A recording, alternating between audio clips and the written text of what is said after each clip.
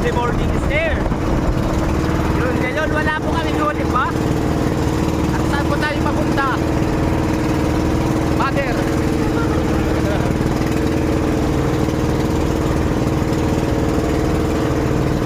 Pang-apat na araw namin dito sa Laot. Sad to say, munti pa lang yung nahuhuli namin. Baka siguro galing sila sa piyesta, yung mga isda.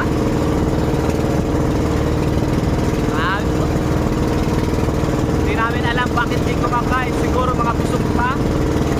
Yun nga, sabi ko, galing sila sa piyesta. Busog pa sila dahil may mga beach pa.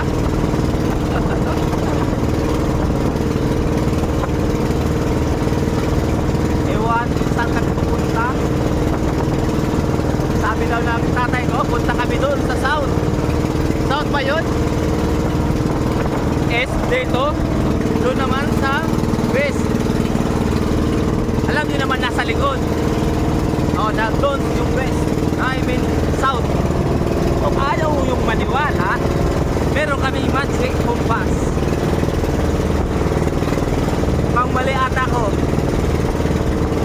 Asa na ba yun? Yun. Yan. Sorry. Yan. South diba? North sa likod. West. Doon, papunta sa amin yun. West. Andito naman sa east.